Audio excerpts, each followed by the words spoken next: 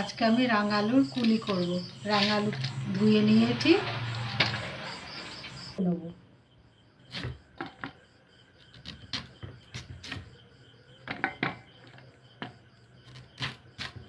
সবগুলো এরকম করে কেটে নেব। সবগুলো কাটা হয়ে গেছে, আমি এবার গ্যাসটা জ্বেলে নেব। গ্যাসটা জ্বেলে কড়া বসিয়ে দিয়েছি, আর কড়াতে আমি জল দিয়ে দেবো। রাঙালুগুলো দিয়ে দেবো। ভালো, এইদিকে রাঙালুটা সিদ্ধ হোক, আর এই সাইডে আমি নারকেলটা ছাই মেরে নেব। কড়া বসিয়ে দিয়েছি একটা, নারকেলগুলো সব দিয়ে দেবো। আমি দুটো নারকেল কুড়ি নিয়েছি। চিনি দিয়ে দেবো, আপনারা মিষ্টিটা যেরকম খাবেন সেরকম দেবেন।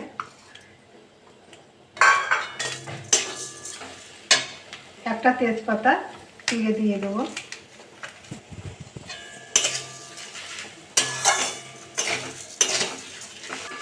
সামান্য একটু জল দিয়ে দেবো। আমি একটু গুঁড়ো দুধ দিয়ে দেবো।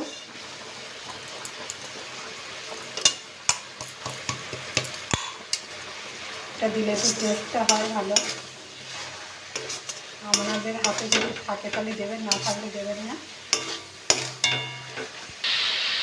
এটা আমার হয়ে গেছে, আমি এবার নামিয়ে নেবো।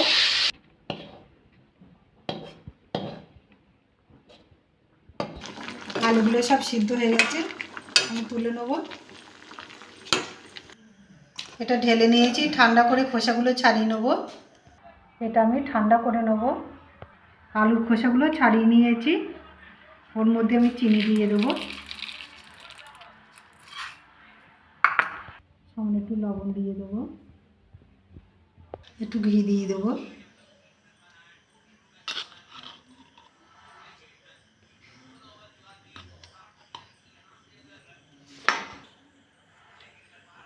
এটা ভালো করে মেখে নেব। এটা ভালো করে মিশিয়ে নিয়েছি, আমি এবার ময়দা দিয়ে আস্তে আস্তে মেখে নেব। ঘিটা দিয়েছি, ঘিটা দিলে একটু টেস্টি হবে। যারা ঘিটা পছন্দ না করেন তারা দেবেন না, এমনি করলেই হবে। আমি এটা ভালো করে মেখে নিয়েছি। এবার লেচি কেটে নেব।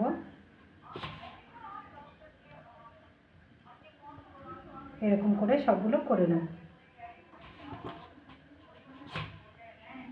সব লেচিগুলো কেটে নিয়েছি, আমি এবার একটা নেব।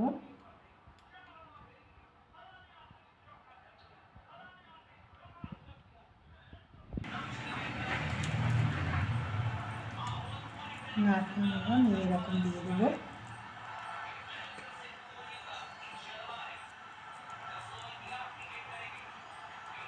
আমি এরকম করে করছি, আপনারা যেরকম ডিজাইন পারবেন সেরকম করবেন। আমি সবগুলো এরকম করে নেব।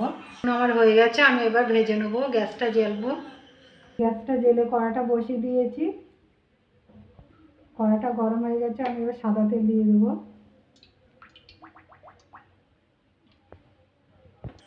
তেলটা গরম হয়ে গেছে, আমি এবার ভেজে নেব।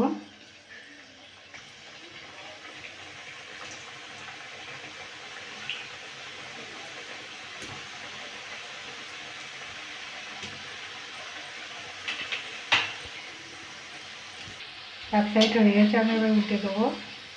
উল্টে পাল্টে ভালো করে ভেজে নেব।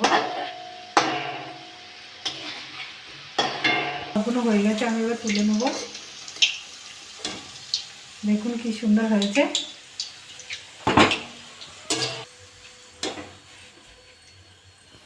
বাকিগুলো আমি একইভাবে ভেজে নেব।